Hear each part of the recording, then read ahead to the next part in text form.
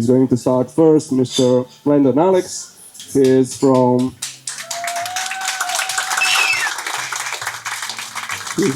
North Dakota. He went to North Dakota State University and was the president of the National Organization of TPUSA, founded by Charlie Kirk. That's very impressive. And the national organization awarded him the Patriot Award. So he's married to his high school sweetheart, Mrs. Abby Allex. I guess I'd like to start by telling you a story. A few weeks ago, I was over at my beautiful wife, her in-laws' house, and we were all in the backyard, and we were shaded from the heat by this beautiful maple tree, and the kids were all running around its trunk. And I was looking at the tree, and I was telling this to my wife, this tree has probably been growing here since long before the house we were at was even built. And it's probably going to be growing here for long after I'm dead and gone. And unfortunately, last week, they had to cut it down. And now their backyard is empty. And they had to cut it down because insects and disease had rotted it from the inside out. And ladies and gentlemen, I'm here to tell you today that we have been infected by the exact same rot in our own minds.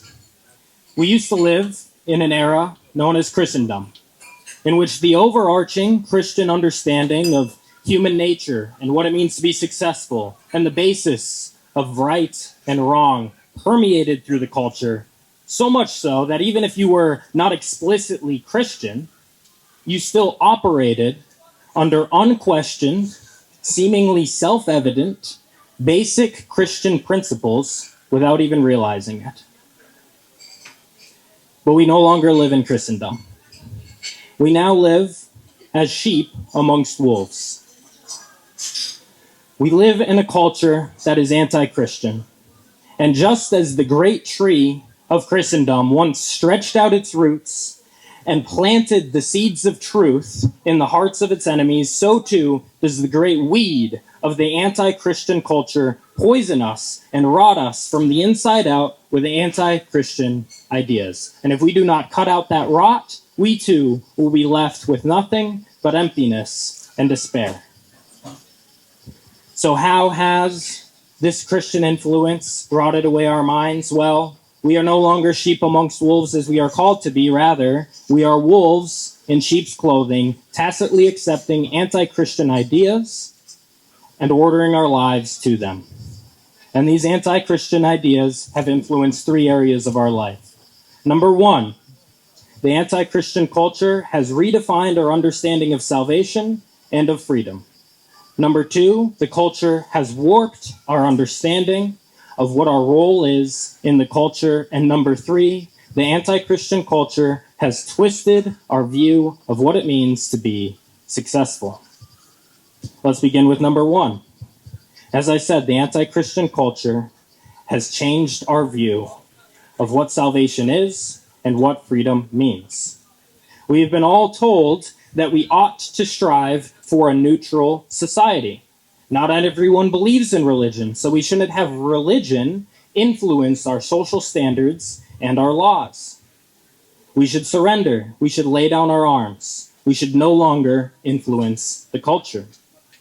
And we believe this, so we neuter ourselves and we neuter our Christian influence in the culture, and we hope that our enemies will do the same. But it doesn't work like that. Every social standard and law that is enforced is by definition based on some moral or ethical system. You cannot have a society that is completely neutral. It's a ridiculous idea. Someone claims the battlefield. Both sides cannot surrender. So if our society is going to be based on a moral or ethical system, it ought to be based on the best moral and ethical system, Christianity. So how do we do this? How do we take back up our arms and reclaim the culture? Much of it comes down to understanding and knowing the weapons and the tactics of war that we have at our disposal and how and when to use them. Not every violation of the moral law needs to be enforced at every level. This is the principle of subsidiarity. And it's perhaps one of the most effective tactics that we have in our battle in the culture. It states that every social and political decision ought to be handled at the most local level possible. Local shoplifting laws are much more efficiently enforced by the local government than by the national government. We must also remember that wars do not last days, they last years. And the best generals know not to use all of their resources within the first week. We too must not use up all of our political capital unwisely. And what does that mean? Well, if one of our positions is extremely unpopular in the culture, it is unwise and likely impossible to outlaw it outright. This is the principle of incremental improvement. This is how we outlawed slavery in the United States, and this is how we are actively outlawing abortion. By using the political capital we have to limit the evil as best we can until we make enough headway into the culture to outlaw it outright. And how do we increase our political capital? How do we make headway into the culture? Well, we must have good arguments. And we must have arguments that are not based on the Bible or on religious traditions. If we are to increase our influence, we need to win over people who are not already convinced of our positions. And to do that, we need to have arguments that they will understand. And we must argue with love and Christian charity, with upright moral lives, so that we can have moral authority when we speak. There is no greater violation of Christian influence in the world than scandal in the hearts of those who argue for it. Now let's move on to point number 2. The Christian world, the anti-Christian world, has convinced us that what it means to be successful is no longer what it used to mean.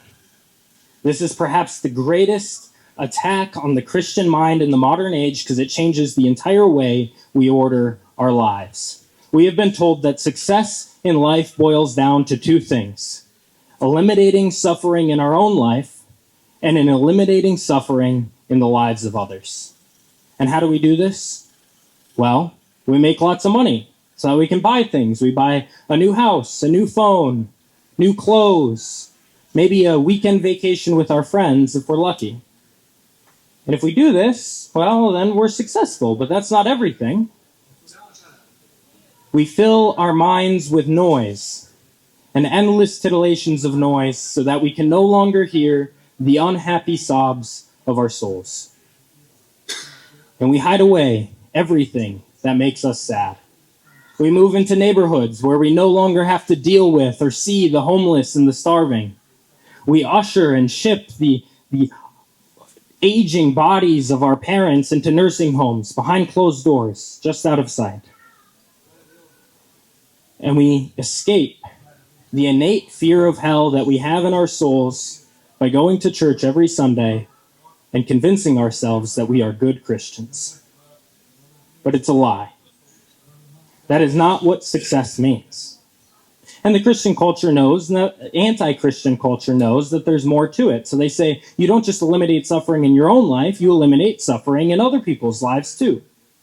And thus, we make an idol out of social change and political justice. We listen to hours of the news and political podcasts. We debate with our friends about the latest social conundrum. And we maybe even spend a few minutes working toward the change that we want to see in the world. Of course, we don't actually take the time to care for the homeless and the starving. We don't feed the hungry. We don't visit the imprisoned. That might risk giving us some suffering in our own lives. So we fight against the abstract idea of poverty and war and the comfort of our suburban homes. But that is not what success means. And you may say, Landon, what do you mean? Didn't you just say that we have to fight for Christianity in the culture? Didn't you just say that we have to make headway in the culture? Isn't it a good thing to make the world a better place? No, it's not. It's not. Not if we lose sight of what truly matters. Not if we lose sight of the fact that it is infinitely more important for a homeless man to find Christ than it is for him to find a home. And it is infinitely more important for you to know and love Christ than it is for you to solve homelessness.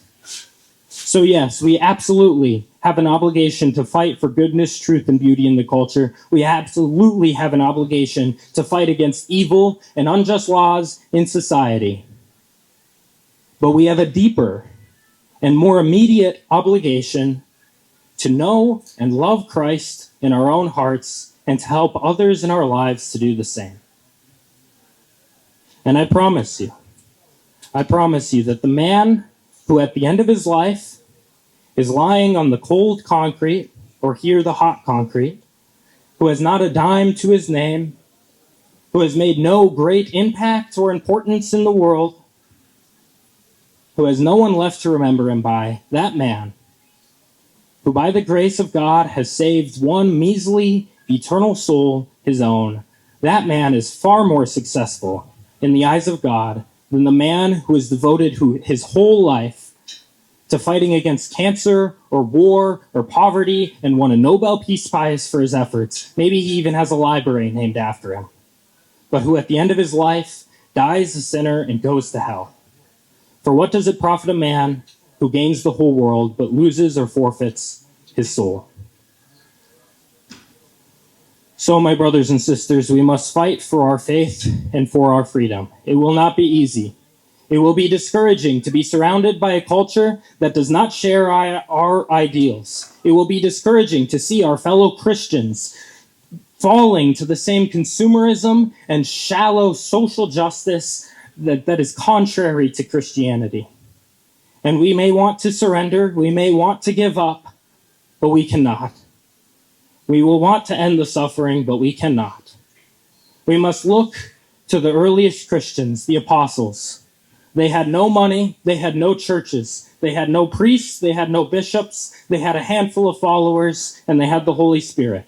And they stood up in courtyards just like this, surrounded by a culture of pagans and unbelieving Jews and Hellenists. And they said, I believe that Jesus Christ is Lord. And you can spit on me, and you can beat me, and you can torture me, and you can kill me, and everyone that I love, but I will not sit down, and I will not surrender, and I will keep preaching the gospel because I know that Jesus Christ is God. And they did die. And they did die. And they were successful. So we may be few and we may be small, but we must remember the words of Jesus Christ in the gospel when he said that the kingdom of heaven is like a mustard seed that a planter plants in his field. And the mustard seed, although it is the smallest, it grows to be the greatest plant. It grows to become a tree where birds come and perch in its branches. So too can you become a great tree. And your Christian brothers and sisters can lean on you for support, but only if you cut out the rot that kills trees, cut out the rot of the anti-Christian culture. And I'll leave you with this last thought. I think many of us, myself included, like to think that if we were put in the position to sacrifice our life for Christ, we would. That if we were challenged in our faith and we faced the opportunity to be a martyr, we would do it. But you do not have to lose your life to give it to Christ. So I challenge you today to make the ultimate sacrifice, just as the earliest Christians did, and give up the rest of your life to Christ.